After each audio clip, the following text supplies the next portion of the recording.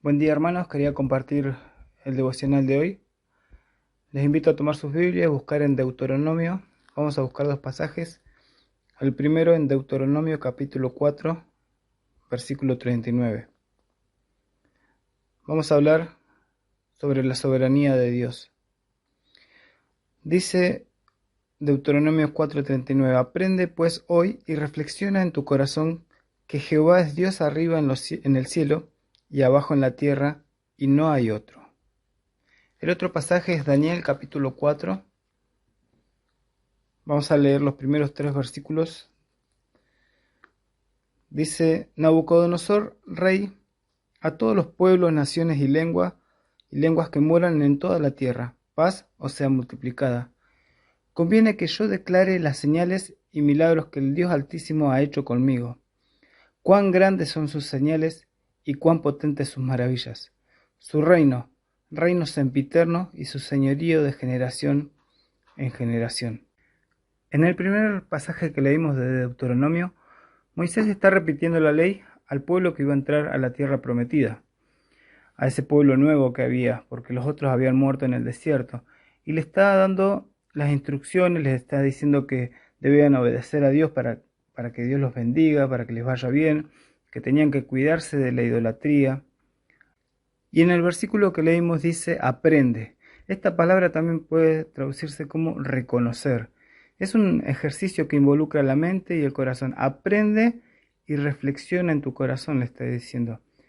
Dios le está hablando al pueblo a través de Moisés y le está diciendo esto: debes saber y debes tener muy presente en tu mente y en tu corazón que Jehová es soberano, es Dios de los cielos y de la tierra. Él está por encima de todo, Él gobierna todo y es juez de todo. Esto es la enseñanza que encontramos en este versículo. Pero esto también es algo que debemos practicar nosotros como hijos de Dios. Porque esto de la soberanía de Dios es la referencia para todo lo que vamos a hacer, todo lo que vamos a pensar, todo lo que vamos a sentir. Tenemos que tener presente que todo está saturado por Dios. Tenemos que aprender y reflexionar en esto. Como dijo un hermano, estamos en el universo de Dios, bajo las leyes de Dios y ante la mirada de Dios. Este tema de la soberanía de Dios es un tema de debate entre teólogos constantemente, pero también es una doctrina que debe impactar en toda nuestra vida. Saber que Dios es soberano impacta nuestra fe, impacta nuestros sentimientos, nuestras emociones, en la forma en que afrontamos los momentos difíciles. Saber que Él es soberano elimina nuestra preocupación. Cuando todo alrededor es un caos, nosotros podemos tener paz sabiendo que nuestro Dios, que es amoroso, que es poderoso, tiene todo bajo control, que nada se escapa de su voluntad. Él se revela en su palabra como el soberano. Lo podemos ver en este pasaje de Deuteronomio, pero también en varios salmos.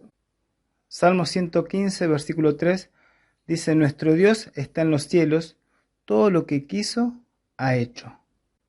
Salmo 135, 6, todo lo que Jehová quiere, lo hace, en los cielos y en la tierra, en los mares y en todos los abismos. Estas palabras eran para su pueblo, pero también recordaba, por eso leímos en Daniel, cómo Dios trató con Nabucodonosor, un rey pagano. Sin embargo, Dios quiso que él reconozca que Dios es soberano. Por eso él escribió a todos los pueblos, naciones y lenguas. ¿Qué escribió? Lo que le pasó. Y pasó de ser un rey poderoso a ser un testigo de la soberanía de Dios. Conviene que yo declare las señales y milagros que el Dios Altísimo ha hecho conmigo. Y cuenta lo que le pasó. En el versículo 34 de Daniel capítulo 4, versículo 34 dice: Mas al fin del tiempo, ¿sí?, después de que pasaron 7 años, yo, Nabucodonosor, alcé mis ojos al cielo, y mi razón me fue devuelta, y bendije al Altísimo, y alabé y glorifiqué al que vive para siempre, cuyo dominio es sempiterno, es decir, para siempre, y su reino por todas las edades. Todos los habitantes de la tierra son considerados como nada, y él hace, según su voluntad, en el ejército del cielo y en los habitantes de la tierra, y no hay quien detenga su mano y le diga, ¿qué haces? ¿Qué testigo se buscó Dios para que muchos conozcan de su soberanía? Nada más ni nada menos que el hombre más poderoso de ese entonces. Pensaba en esto y cuánto más nosotros debemos ser testigos de su soberanía. Nosotros que, como dice Pablo en Colosenses 1:13, fuimos librados de la potestad de las tinieblas y trasladados al reino de su amado Hijo. Al reino, estamos hablando de su soberanía. Nosotros sí estamos bajo el reino de su amado Hijo. En el tiempo de la Reforma, el tema de la soberanía de Dios era el eje del pensamiento de los reformadores, y entre ellos salió un saludo que practicaban y decían corandeo. Y vivir corandeo significaba tres cosas: vivir toda la vida en la presencia de Dios, bajo la autoridad de Dios y para la gloria de Dios. Esto en definitiva es vivir la vida cristiana.